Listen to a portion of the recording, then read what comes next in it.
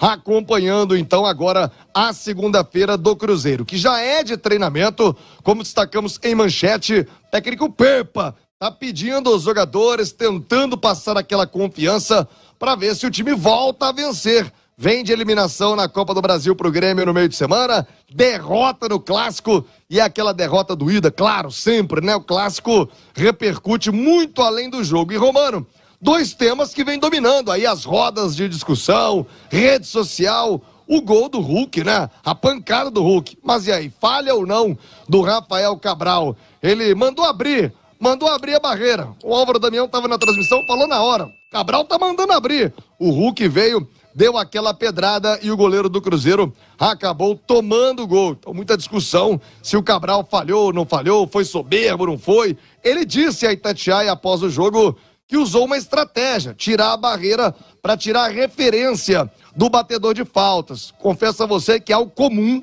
para quem acompanha, é algo comum, é algo que é feito até de maneira usual. Agora, pela distância do Hulk, né? Pela batida da bola, o goleiro do Cruzeiro, pelo menos na sensação do torcedor, poderia ter feito a defesa, e aí é tema para muita discussão. Outro tema importante, hein?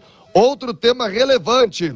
O fato do Cruzeiro, de novo, criar e não conseguir fazer o gol. O Cruzeiro está precisando de quase 50 chutes a gol para fazer um. Então, o Pepa vai ter trabalho para ajeitar esse time do Cruzeiro, vai ter trabalho para poder acertar, principalmente, como ele mesmo disse, o último terço do campo. Ainda dessa derrota, né? O gostinho amargo que ficou. De novo, uma falha individual, assim como havia sido contra o Grêmio, né? Ali o Oliveira bobeou, o Grêmio fez 1-0 e levou a classificação. No Clássico, uma decisão do Rafael Cabral. Tem muita coisa a ser dita do Clássico. O Jussa já falou aí sobre o próximo compromisso contra o Bahia em Salvador, jogo fora de casa. Semana livre. Vai dar para recuperar, por exemplo, o Bruno Rodrigues, que vem se queixando, estava jogando aí no sacrifício com dores na coxa para ter um tempo de recuperação e atuar no fim de semana. Aliás, o Bruno, que vem sendo alvo de propostas, ele desconversou lá em Uberlândia, diz que o desejo dele é permanecer no Cruzeiro, mas tem sim o assédio de outras equipes. É um assunto que vai esquentar daqui por diante com a proximidade da abertura da janela de transferências. É o principal jogador do Cruzeiro. Muita coisa para acontecer. Agora, é claro que o Clássico ainda está engasgado na garganta do torcedor, né, Romano? E você falava sobre a reapresentação, a conversa acontecendo na Toca da Raposa. Daqui a pouquinho, no nosso Rádio Esportes Debate, nós vamos falar mais sobre o Clássico, enfim, mas não é para esquecer, né, Léo? É para tirar lições do Clássico, né? Bom dia. Bom dia, Romano, bom dia para todo mundo. Ô, Romano, é porque é muito usual, né, se usar essa expressão, um dia para se esquecer, uma falha para se esquecer, um momento para se esquecer, sendo que no fundo tudo é um aprendizado, né? Todo dia que a gente passa é uma oportunidade de aprender algo diferente, de evoluir. E o Cruzeiro precisa aprender sim, principalmente com este momento de oscilação que o time está tendo, e não se transformar no time do quase. Eu não vou desenrolar muito agora esse comentário, vamos ter o debate, mas está me preocupando. O Cruzeiro, que tinha me passado muita confiança no início, e eu sabia que o time ia dar essa oscilada, só que como o Cruzeiro vai sair deste momento é que me preocupa. Porque o normal é o quê? Você troca algumas peças, você dá uma repaginada no time, né? Você muda alguma coisa para o time retomar o caminho das vitórias. Mas o Cruzeiro não tem elenco para isso. E quando o Cruzeiro tem o seu principal jogador meia boca, né? Que jogou com infiltração, né?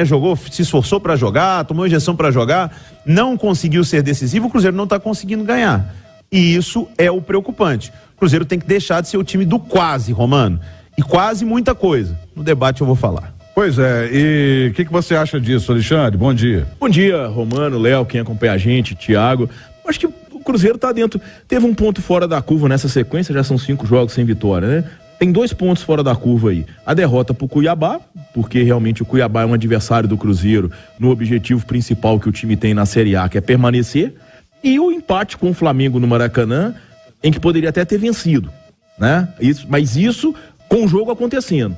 Antes de a bola rolar, quando se faz análise de tabela, ninguém imaginava que o Cruzeiro ia buscar ponto contra o Flamengo dentro do Maracanã, né? Agora, os resultados com o Grêmio, com o Atlético, A produção continua sendo muito boa, mas foram resultados normais.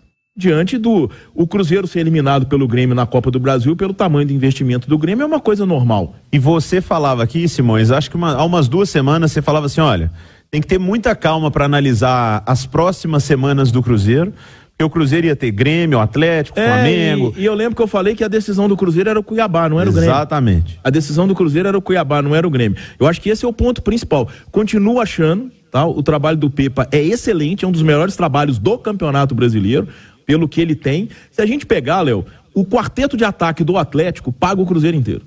Vargas, Pavon, Hulk e Paulinho. Paga o Cruzeiro inteiro.